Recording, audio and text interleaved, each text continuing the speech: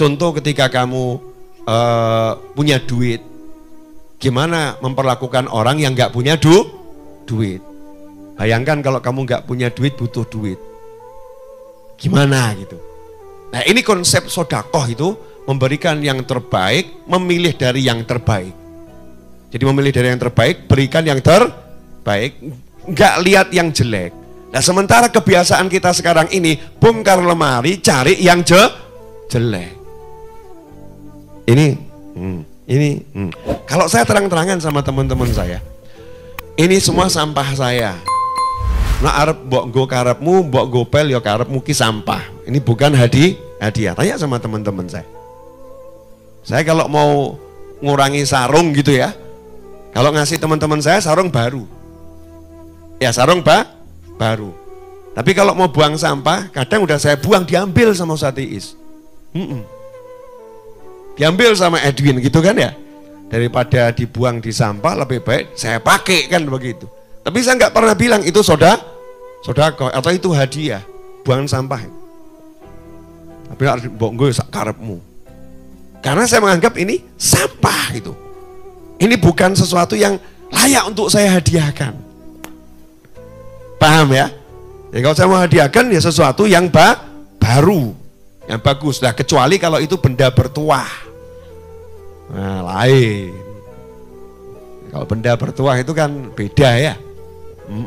Misalnya kok ada sarung yang dulu saya pakai untuk nikah, itu kan benda bertuah. Misal gitu kan ya. Walaupun sudah soek-soek gitu kan. Wah ini bersejarah, itu lain, itu nilainya mahal. Atau mungkin kamu punya handphone welek gitu ya, mbok simpen, terus kamu bilang, ini handphone saya yang paling mahal. Wong yo ngakak. Jadul welek paling mahal. Ini handphone yang pertama kali saya bisa beli. Ini saya simpen terus, ini penuh sejarah. Ya mungkin orang lain nggak menghargai, tapi mungkin ada orang yang menghargai luar biasa. Nah itu kamu berikan pada orang yang menghargai, maka itu namanya memberikan yang terbaik. Jelas? Nah, itu yang pertama ya. Kan tadi janjinya 2 ayat. Nah, tambah 10 menit lagi. Insya Allah. Nah ini, kenapa manusia itu takut memberikan yang terbaik? Sukanya ngasih yang bekas-bekas. Sukanya ngasih yang jelek-jelek. Takut memberikan yang terbaik. Jawabannya ini. Al-Baqarah 268. Asyaitanu ya'idukumul faqra wa ya'murukum bil fahsya. Setan. Jadi sebabnya itu laki-laki ketemu kata setan. Makanya kalau istri model seperti ini, istrinya sama dengan kesurupan setan. Istrinya setan ngawur kamu. Istrinya kesurupan setan. Istrinya kemasukan setan. Kalau suami model seperti ini berarti suaminya kemasukan setan. Suaminya kesurupan setan. Apa? Ya'idukumul faqra. Ya, terjemahannya apa ini? Menjanjikan atau menakut-nakuti kamu dengan kemiskinan. Maksudnya begini. Jangan kamu berikan dia. Terus nanti kamu makan apa? Iki bojo model ngene, ngeri. Kenapa? Kesurupan setan. Berarti kamu hidup sama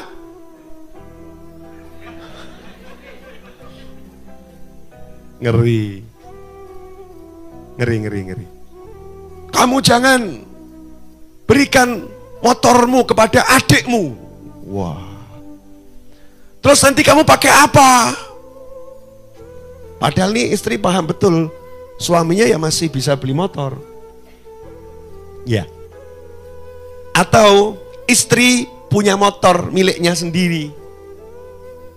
Mau diberikan pada adiknya, suaminya komentar. Ngapain kamu berikan adikmu? Itu didik males sama dia, padahal alasannya bukan didik males. Padahal ya bojone ki eman-eman, timbang kayak adik di Lego kan ya lumayan. Dijual kan ya lumayan buat saya. Ngajari takut miskin, tuh setan gitu. Ya'idukumul faqra, bisikkan takut miskin, takut gak punya. Dan itulah yang dikatakan bahwasannya kemiskinan itu ya bisa membuat orang jadi kufur. Kadal faqru ayyakuna kufra. Kadal faqru ayyakuna kufra. Hampir-hampir kefakiran membuat seseorang jadi kufur. Itu yang dimaksud bukan kefakiran. Karena orang-orang fakir itu masuk surga lebih cepat dari orang kaya. Banyak anbiya wal mursalin itu disifatkan secara ekonomi fakir. Tapi kenapa dikatakan kefakiran itu mendekati kekufuran? Bukan kefakiran, tapi rasa takut fakir, rasa takut miskin. Orang kalau udah takut jatuh miskin akan menghalalkan segala cara untuk mendapatkan kekayaan. Nah itu ngeri, bisa kufur nanti. Yang haram dia jadikan halal. Oh halal itu padahal haram. Oh kan bisa murtad kalau seperti itu. Ngeri. Yang mengerikan luar biasa. Bisa nanti ayat Al-Quran diganti-ganti sama dia. Ayatnya bukan itu artinya. Ngeri. Bahaya. Kadal fakru ayakuna kufro. Rasa takut miskin itu bisa membuat orang jadi kufur. Dan inilah yang dipakai sama setan. Entek lo duitmu, entek. Habis lo uangmu kalau buat ngurusi saudaramu, habis. Udah saudaramu kasih aja itu baju-baju bekasmu. Gak usah belikan yang baru. Iya, gak usah belikan yang baru. Dah itu anak yatim, kasih yang bekas. Bekasmu masih bagus kok. Bekasmu masih bagus, layak pakai. Gak usah kasih yang baru, nanti uangmu berkurang. Ini namanya dibisiki setan. Sebetulnya Al-Quran ini bicaranya jelas atau enggak jelas? Super jelas. Enggak mungkin enggak jelas, Allah yang bicara, Tuhan kita semua. Ya super jelas. Kemudian setan juga menyuruhmu untuk berbuat fahsya. Nah, fahsya di sini artinya apa? Fahsya itu kemungkaran, ya. Kan inna sholata tanha anil fahsya'i wal mungkar. Keji. Fahsya itu keji. Di antara makna keji itu zina. Ya, di antaranya ya.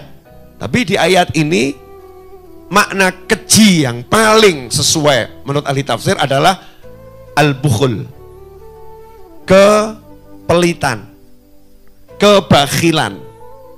Jadi setan nyuruh kamu untuk pelit, setan nakut-nakutin kamu jatuh miskin, makanya kamu tidak mengeluarkan yang terbaik, kamu pilih yang jelek. Sehingga sodakohnya gagal total. Gagal total sedekahnya. Jadi sebetulnya cukup jelas ya. Nah sebaliknya, wallahu ya'idukum maghfiratan minhu wa fadla wallahu wasi'un alim. Sementara Allah menjanjikan kepadamu ampunan wa fadl dan fadl dari Allah. Kalau kamu sodakoh yang terbaik, Allah ampuni dosa-dosamu wabih entek. Enak betul ya. Makanya buat orang yang banyak dosa itu sedekah ini penghapus dosa yang luar biasa. Dulu kan gini ya. Kalau sekarang satu tombol del. Kontrol A, del. Kalau dulu biasa kayak gitu ya, dihapus dosa-dosanya. Sekarang dihapus dosa-dosanya, kita kalau ceramah nggak begini. Kontrol A, del, gitu kan ya. Atau enter format, selesai. Nggak punya dosa lagi, habis.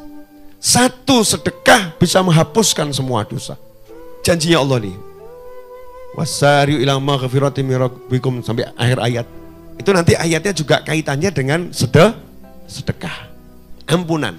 Nah, wa fadl. Nah, ini fadl ini menarik. Fadl itu artinya kemurahannya Allah. Allah akan beri kamu balasan sesuai sisi kemurahannya Allah.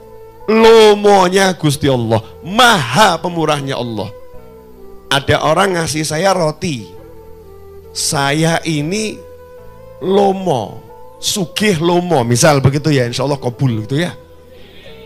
Dikasih roti, masa saya balas roti, berarti kan sama.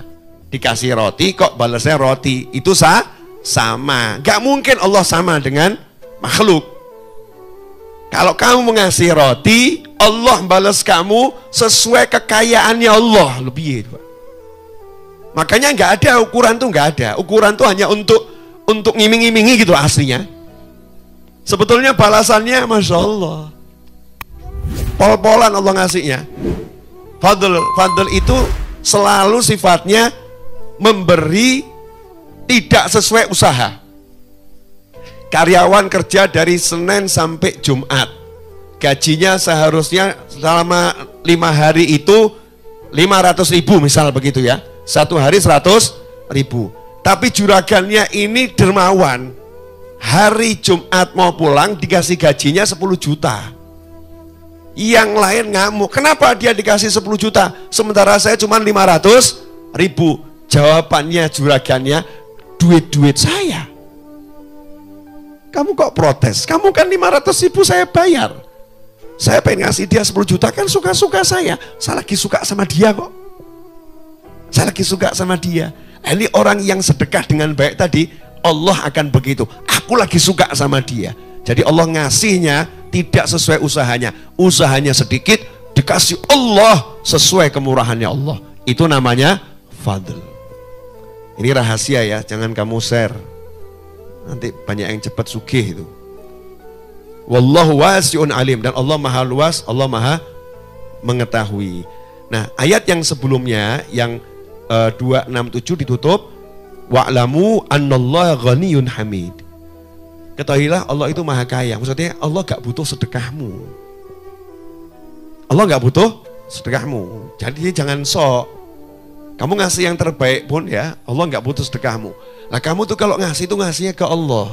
Jangan merasa sok kamu seperti ngasih ke Allah tuh sok gitu ya. Jangan. Allah maha kaya. Jadi dalam bersedekah kamu punya sikap, aku butuh ya Allah. Itu loh. Aku yang butuh ngasih sedekah ini. Nah, sementara ini banyak salah orang sedekah. Dia butuh. Makanya gagal total sedekah. Kapan kamu sedekah? Sedekah itu 1, ngasihnya ke Allah. 2, harus yang terbaik. Yang 3, kamu harus merasa kamu yang butuh, bukan dia yang butuh. Ini kalau kita jalankan, indah enggak Islam ini? Indahnya luar biasa. Nah sayangnya, kita yang seharusnya menjadi duta-duta Islam ini, kita sendiri memperlakukan orang lain tidak seperti yang diajarkan oleh Allah dan baginda Muhammad sallallahu alaihi wasallam.